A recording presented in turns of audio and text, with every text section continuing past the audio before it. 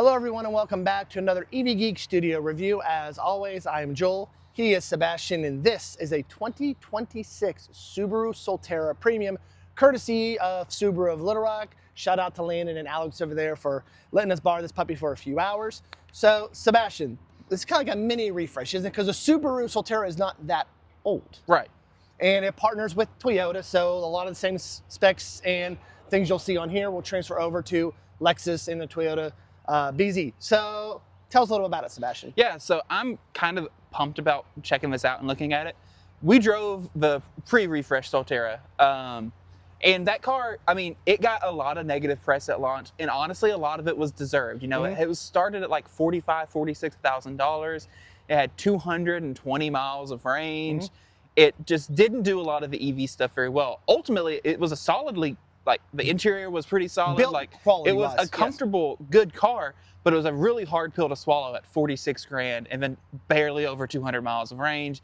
And then it had weird charging inconsistencies and like no battery preconditioning. It's just, they built a car and they forgot it was going to be an EV and they put an EV powertrain in it and they kind of sent it. Yep. Right. And I think in the video we did on the pre-refresh car, we was like, if this would be an awesome second vehicle. Yeah. If you had a different car to take on trips, a different EV or whatever else, but at 46 grand, you're not talking about second vehicle pricing anymore. And so I'm excited about this in the refresh. Toyota, Subaru have kind of listened to a lot of that and done a lot of improvements to this vehicle and pricing and range and battery stuff. Yeah. And we're going to talk about that as we go through it, but I'm just excited to check out it too because it actually kind of has its own unique brand identity now too. You know, the old car, the BZ 4X looked very similar, and now the Subaru has its own front end design and just some little things like that. So I'm excited to kind of look at all of that as a whole. Yeah, just like you said, Dave, they took what we said in our video where people said made improvements, but also lowered the price, which is a good thing. So like always, we'll give you an exterior review, an interior review, infotainment, driver review, and then our final thoughts. So stay tuned.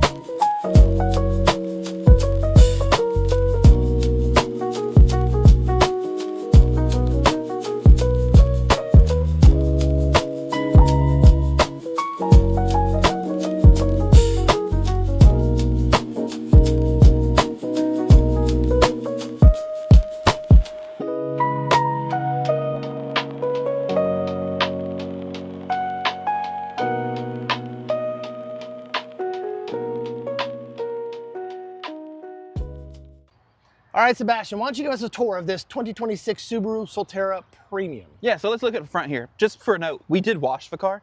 Literally like 10 minutes ago. And it's still covered in pollen, so we tried. Welcome to Arkansas. Really, the back of the car, it seemed to do a lot better than the front, but I digress. Anyway, so if you look at the front, this is one of the first things you'll notice is different. It has a completely different front end than before. It has a different front end than even the new BZ and the BZ4X. It has its own Subaru design to it. You can see you've got your big star emblem here, split lighting signature here, so these are DRLs with your headlights down below. No fogs on this one, but that's fine. It seems like a lot of cars are kind of moving away from fog lights, I've noticed. Anyway, and yeah, like you mentioned, this is also, this black paint has like a blue metallic-y flake in it. I don't know if it's going to pick up on the camera at all, probably but not. In person, really pretty. Don't know that I could do a black car anymore, but really pretty. Not in the South. Coming around, these are the base wheels on the Solterra, what is this, Premium? Yeah, Solterra Premium. These are, what are they? Where's the numbers? Bottom right. No, those aren't the numbers I'm looking for, I don't think. DOT. Yeah, no, that's not the number. 249. There it is. Oh.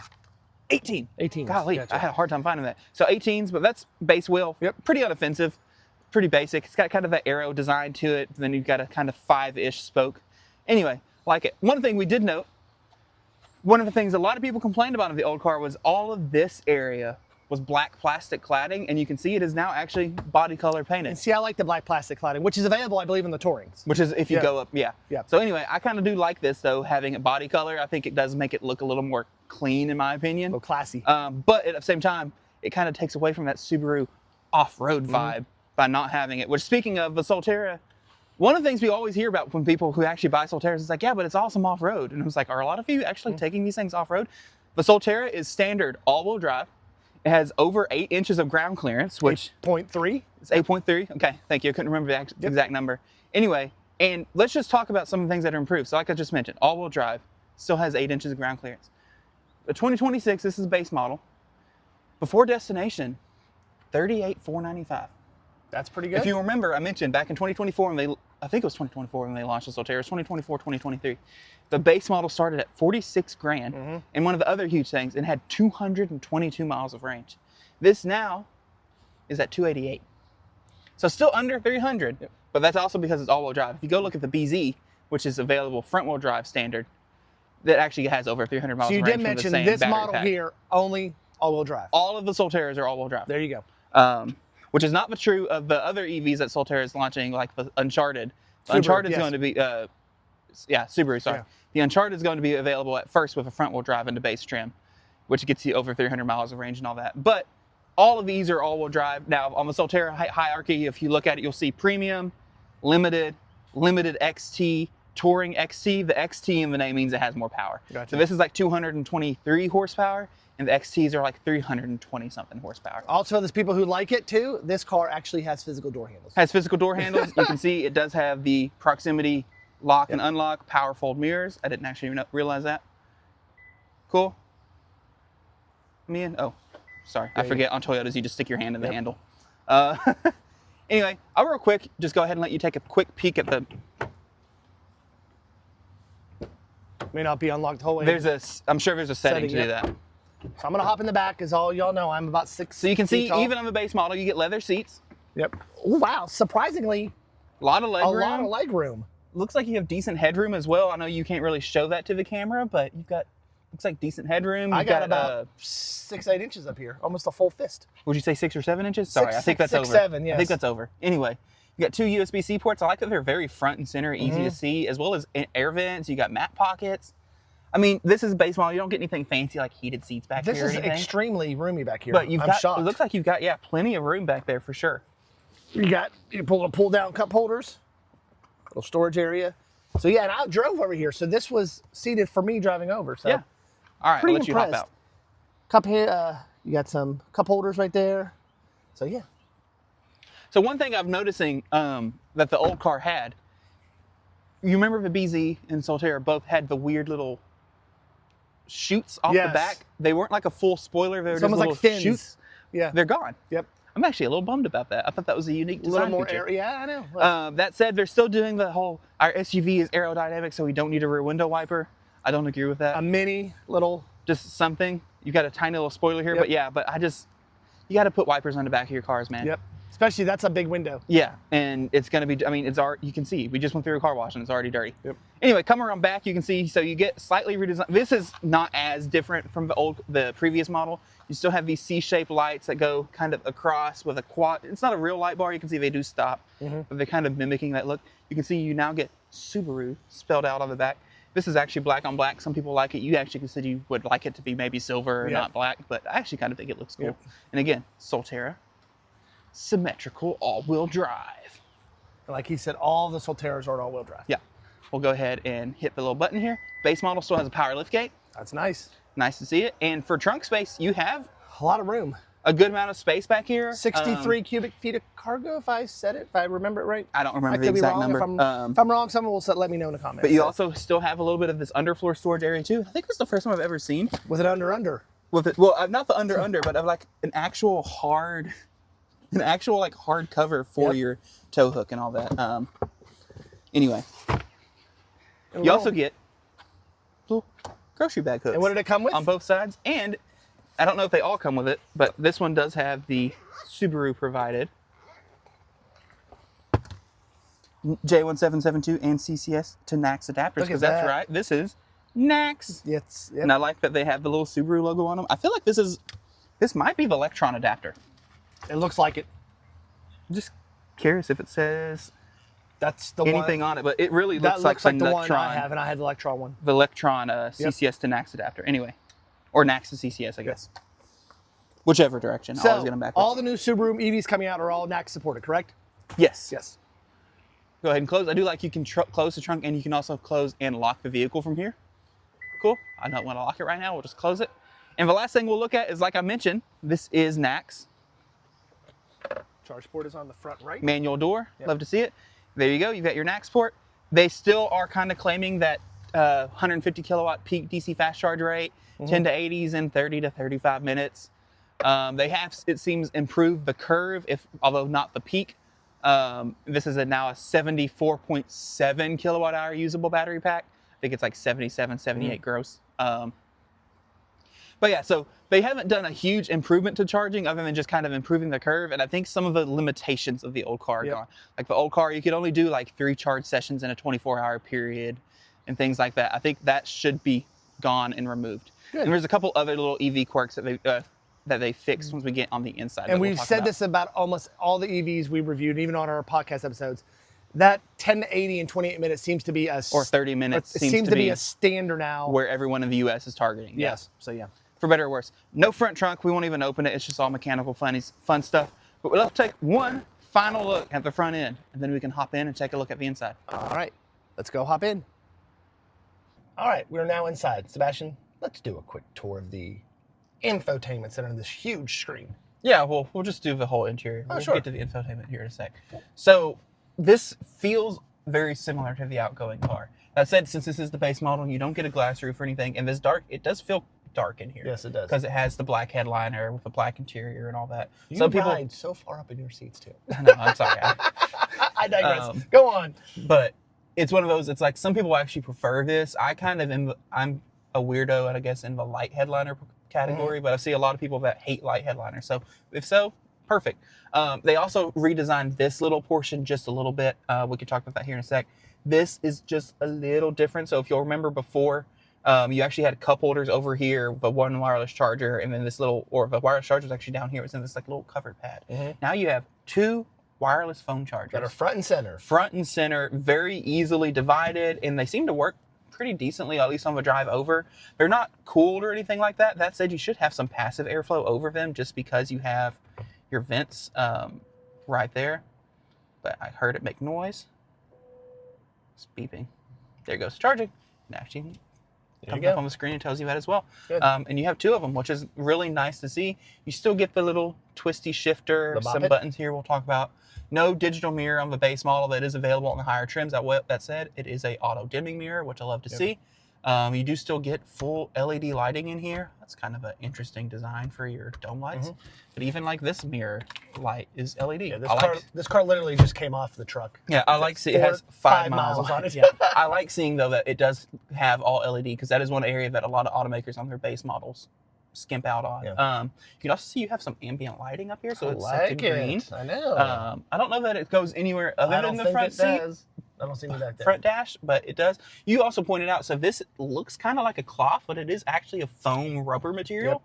Kind of looks nice, kind of like it. And then you have this fake-ish leather rubber material down below. It's not even actual leather. Vegan something. It's not even like this is rubber. Yeah. This is just dash, but it has that texture to it to make it look like that. Same over here too. Same material up here. You get some hard plastics down low on the door, but that's kind of expected from Toyotas and honestly probably Subaru as well. Looking here, you have your 2 cup holders down low. You have a center console that opens both ways, and it's pretty decent. So you have this little storage tray that you can actually pop out. And why is it goes even further down. So why is the owner manual down there, Sebastian? There's no glove box. No glove box in these cars. If you get different versions, which now I have to get this squeeze back in, sorry.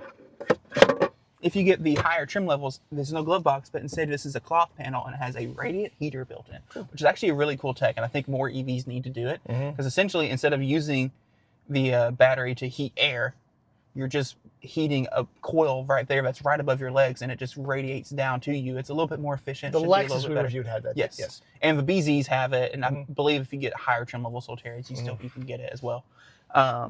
Anyway, looking around, you have this square steering wheel with a lot of buttons. We'll talk about that in a second. Driver monitor, again, Your instrument cluster is more heads-up display style. I dig it. I do. You got some buttons over here.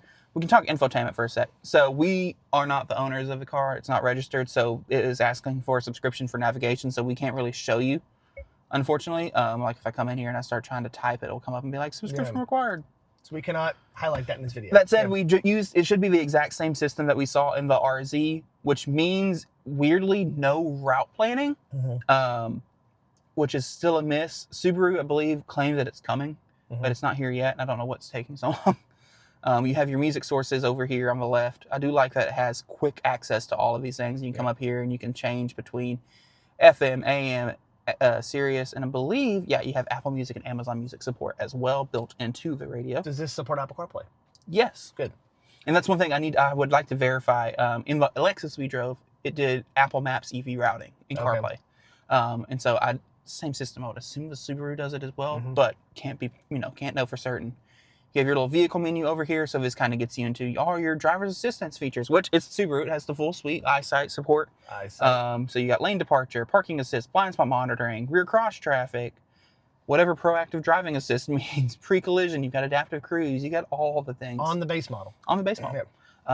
There are vehicles that start at the same price as this that you don't get that on. Anyway, you get your trip computer.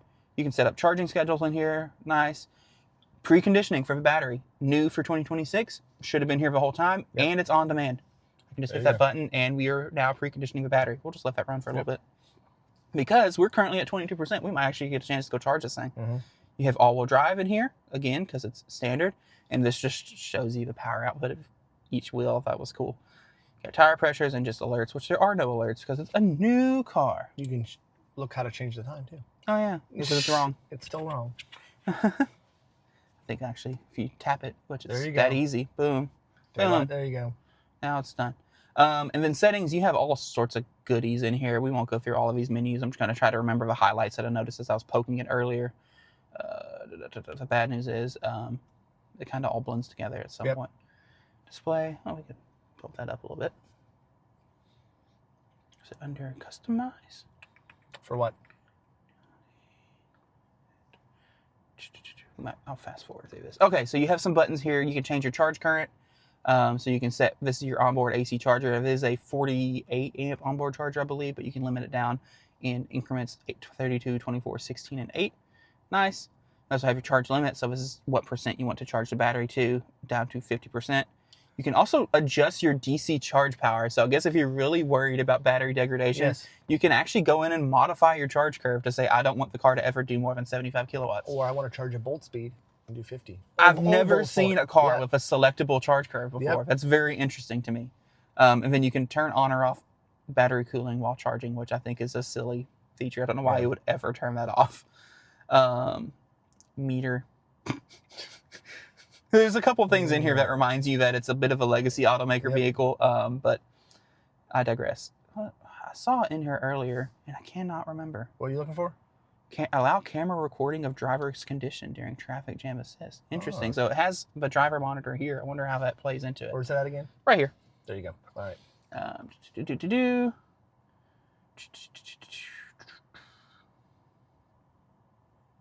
Change the name. Looks like it has some support maybe for over-the-air updates.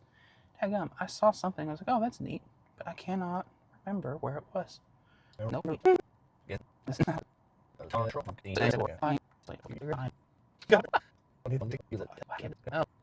Oh well. Yep. Anyway, otherwise, fairly basic infotainment system. Not a whole lot going on in here. You do have your climate menu. So this is pretty basic. You have, again, I like these little kind of stick-on knobs here. Buttons that stay all the time for auto, fan speed, recirc, all that jazz. You also turn on eco heat and cool. You have your de-icer up front and your S-flow to only go to occupied seats. You also have some buttons at the bottom for quick.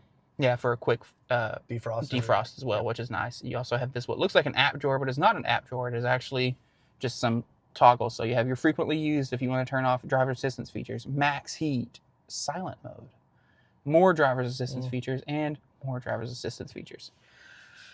All right, all that was a lot. I didn't mean to get that far into the weeds on the screen because I couldn't remember what I was looking for. Looking down here real quick, you can see you have a drive mode selector. You also have X mode, which Subaru is very proud of. This is your mud, dirt, and getting unstuck. And if you go into, you'll actually see if you pop up, look over here, you can actually see it pops up a little drawing. So snow, dirt, and it changes that, and it looks kind of cool. Yep.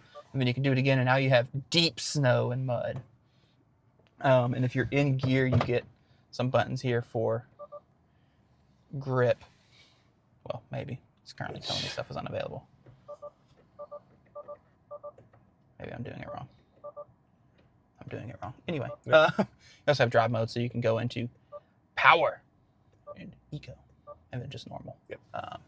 Go back into park. And you have a couple buttons here to remind you that you have the base model, and there's some options you're missing. Yep. But coming over, if you want to take a quick peek at the screen on this side. So you get a lot of buttons on the steering wheel. Don't know quite how I feel. Part of the reason you have this flat top is so that you can see straight over it. I actually kind of like it because the screen's always visible. I have a hard time as a tall person seeing through steering wheels a lot. Kind of looking at it, so you have big up front and center. You get your kind of speed and power meter, range, battery percent, like that it shows you percentage there.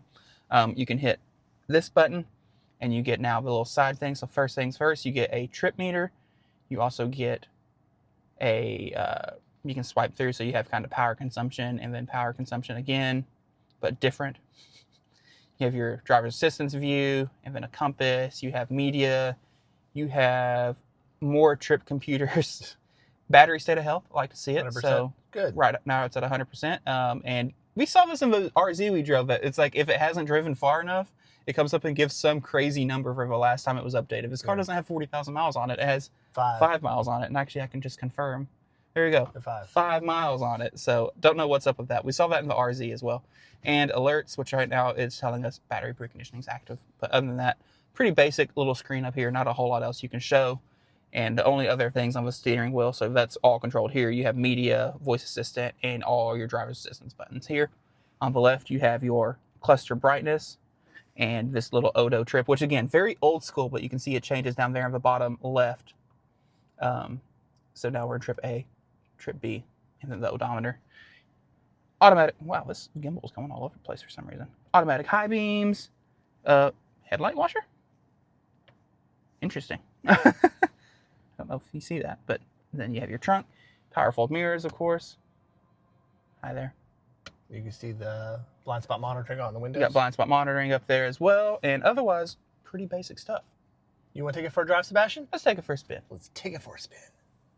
All right, Sebastian's behind the wheel. I'm in the passenger seat.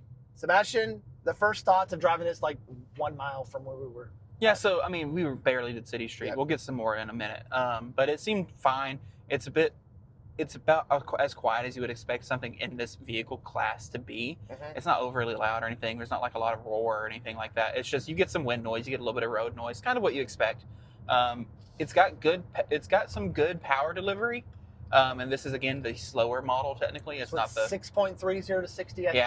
I don't remember the 0 to 60 time. It's blanked my mind.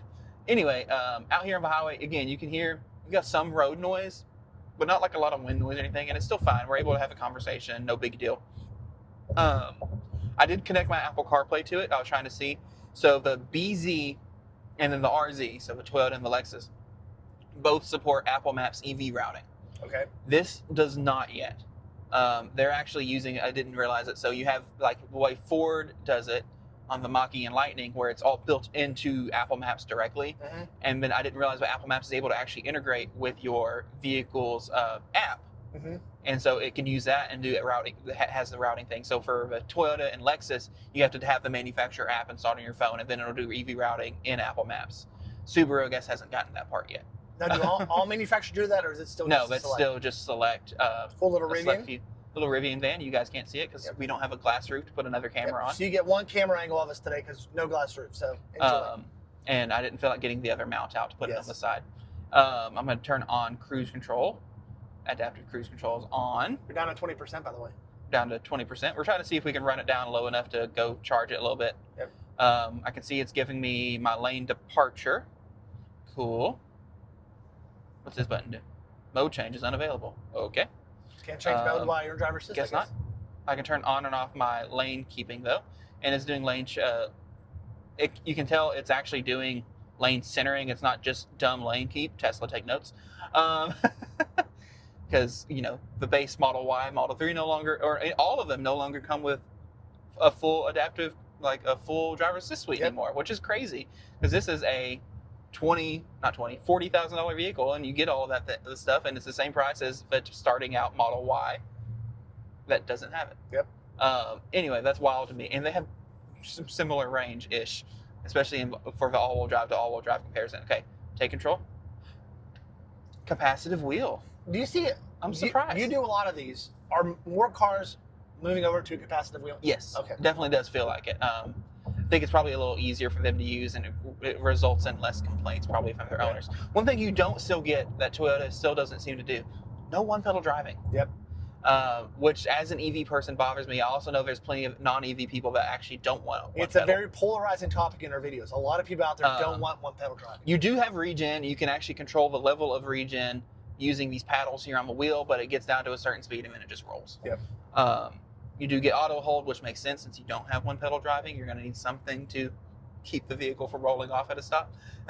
If you don't want to just keep your foot on the brake, if you just want to hit the car in front of you, But yeah, other than that, interstate-wise, it drives fine. Now, you can tell at 60, there's no power. I've got my foot all the way to the floor, and we're very gradually accelerating. It's one of those, it's fine, but you can definitely tell it's geared for low-end power, not necessarily up towards the top of the range. I say top of the range as if we're not just doing 65. You want to get off here and loop around, and we'll go charge? We'll get off here and loop around and see how much further we can get down. This will give us a little bit more chance to kind of feel more city driving. So right now, I'm just letting it all regen. It feels smooth. That's like, it's good. It's a good amount of regen when you have it. I'm assuming I think this is turned all the way up. So the way they indicate it on the screen, you have these little arrows next to the D. I wish I could show you, but anyway. I can see them, it shows going down, And they like fill up, and you can see, so like we get to 5, and then it just wants to roll and was wanting to hit that Super Duty. With the big old tow hitch on. But, I mean, the regen amount felt good. It felt really smooth, tipping into it, like getting off the cruise control into that. Because that's one thing in my car that drives me insane, is I feel like the transition from cruise control back to iPedal, which is what Hyundai and Kia calls it, is very aggressive and will jerk you. As I drove the Bolt this morning for the first time in a couple months, and drove in, and I turned to cruise control, and it just very smoothly transitioned into the one pedal, and I was like, oh, see, you can do it without jerking your neck around. But yeah, see down low, you can see it actually has some power, and it will move you around a little bit. I said there was a bit of a delay between me hitting the pedal and it doing. It seemed to be like are you sure you want? Are you sure you're trying to floor it right now? Which is kind of not uncommon, especially Subaru is a company that's, safety, whatever. They're also the outdoorsy whatever company. That's why it has 8 inches of ground clearance and all-wheel drive standard and things like that. People who buy this, for the most part, may be taking it off-road a little bit. For the 1 or 2 times a year they deal with snow and ice and things like that. And the Subaru owners of like 5 Subarus, that is a selling point for them. They buy them their whole lives. That's why when you go into the dealership, you see dogs, you see tents. Bikes and all the things. Is because that's kind of the Subaru's market that they've developed for themselves. And I get it. It works. All right. We're going to get back out on the highway, see if we can drain down a little bit, and hopefully maybe this next clip will be us plugging it into a charger just to see. Stay tuned. All right. So we made it to our local Iona station here. Love it. It's only like literally 2 or 3 miles from the dealership. So Sebastian, let's see how this thing charges. Yeah, so we got here at 15%, so we should be in enough range, I would hope, to get full power. And we're at a 400 kilowatt station, which again, this should only, in theory, be like 150-ish peak. I think it's actually like 140, but they say 150. I don't know what's up with that. Anyway, Iona, you plug in first. I found that out on my trip to Dallas. I kept messing up on NACS that. native, it's going to check for plug-in charge, which this is not registered, so I don't expect it to have plug-in charge. We're going to go ahead and take our card and give it a tap. It's going to do a $30 pre-auth. It's processing. So if you're curious, 39 cents a kilowatt is cheaper than charging your non-Tesla at a Tesla.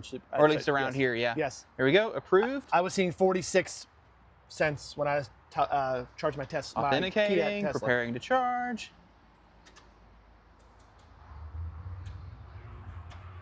Really like, these cables aren't like super thick on the NACS handles. It's a really nice touch that they've got here. Pretty long handshake. I had the issue with my Kia with the long handshake too. I can hear it clicking though. It's doing stuff. It's just taking it a hot minute. Oh, there we go. 15%, right on the money. Hopefully we'll ramp up. We did have it preconditioning all the way over here. That said, it's warm outside, so I don't imagine it actually needed it. So what are we looking for, about 140? 140, 150-ish, we'll see. 117, 118. Slow ramp.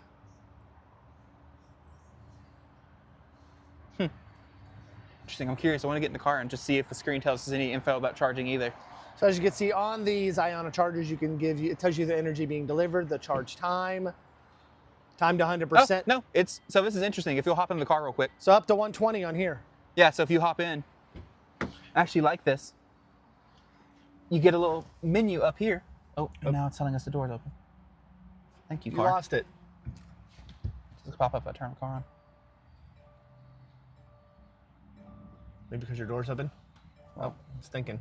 Well, it's now got to do the whole little animation, boot up, whatever. Seriously? Well, that's fresh. It's charging icon, how much power it was taking in, and how much power it wanted. Yep. Which is exactly what I wanted. Is it showing on this screen, maybe? I don't know, let's tell it English, set up later, exit. Okay, there it is, boom. Okay. You can see 126 kilowatt max, so it's getting everything it's asking for. Nice, we are at 49 miles of range. It says to 100% an hour and 15, which is not great, but it's gonna, again, the 80% charge is probably gonna, after 80, there you go. It actually cycles through, you saw that. So it just went up to 127, so yeah. And it's gone again. Yep. Let's swap out, look at the charger again. But I do like that it gives you, if you can get it to stay up, yep. Now it says it's asking for it. So as you can see, you gotta hit active sessions down here. We're up to 131. So a slow ramp. Yeah, now I'm just kind of curious if it ever actually gets to. Thank you, car. Letting us know that we're, it's on. Up to 133. Up to 134. 34. So it's a slow ramp. Very slow. That said, I mean, it worked. I mean, I don't didn't expect it to not work. I like that.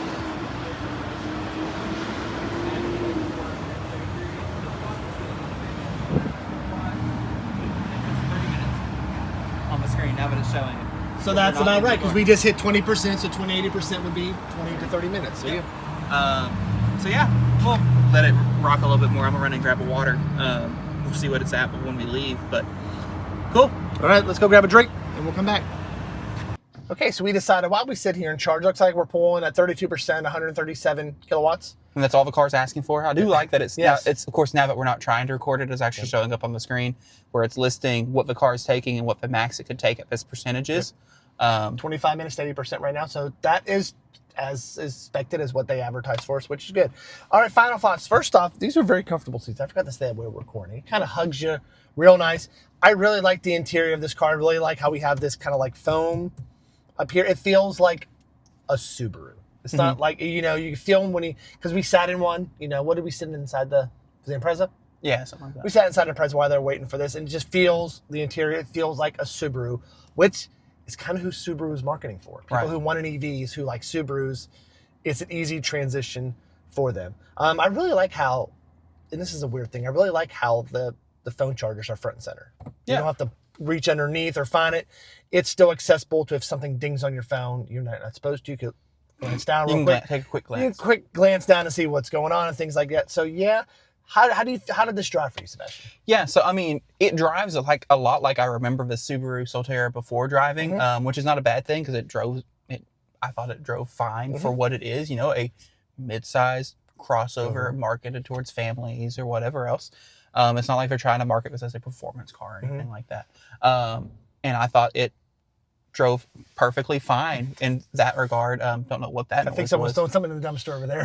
Anyway. It was very loud, driver assistant seemed to do a good job. It doesn't do auto lane change or anything like that, but lane centering, all that jazz it has. Tesla, take notes. And yeah, and really, I mean, for this, the big improvements are just all the little things they tweaked under the skin to make it a better EV. To start at, the list price on this was $39. Yeah, $39 before destination. So you're getting a car that has better features than the original one did For about $6,000 less, $5 or $6,000 less. Yeah. So speaking of, I can see we're very slowly starting to taper down at about 38%. We're down to 132 kilowatts, and it's just doing a very, very slow drop. Like you can see 132.15, 131.85. Anyway, it's a little interesting how it's doing it, but I still like that it's communicating to us, tells us what our range is currently, how long to 80, how long to 100. All that jazz is actually better than I remember it being before. Yes. If the speed is still not amazing, at least it does a much better job communicating. Yes. But yeah, it's comfortable, and at this price, it makes a lot more sense of the old car. Because now you're in like Bolt pricing, and you're into. Well, you're about 10 grand over Bolt pricing. At 38? Yeah. Oh, that's right. I had a brain fart. But if you're comparing against other SUVs in this class, like Equinox starts cheaper, but if the base model Equinox is a more basic interior than this has.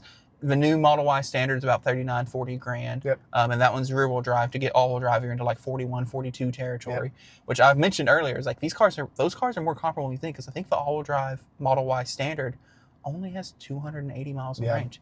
And this has 280 miles of range and is also all-wheel drive and, you know, all those things. Now that car charges better, has better tech, doesn't come with autopilot. Yep. So you don't get lane centering or any of that jazz. It charges a little better, not much, not drastically much. Yes. Anyway, so I think that's an interesting comparison. But if you look at this, like look at an Equinox or Blazer or Mach-E or, gosh, why am I having a hard time thinking of cars right now? I just have blanked. I don't know if the Ioniq 5 would be considered that, but probably not. Ioniq 5. I mean, you're starting in the Ioniq 5 now starts in the 30s now too. Yep. And you so would say EX30, but that's a lot smaller. That's way smaller than this. Yes. So yeah, I mean, this car. But now it's the same actually, price as an EX30. Yeah, this and car. It's a whole much more car. Yeah, this car actually now kind of feels like it can punch with those other models. Yes. Because it's not 46 grand. And of course, it compares to the Toyota BZ because it's a sister car. Too. Yeah, because it's not 46 grand anymore, and it doesn't have 222 miles of range. It has 288. Yeah.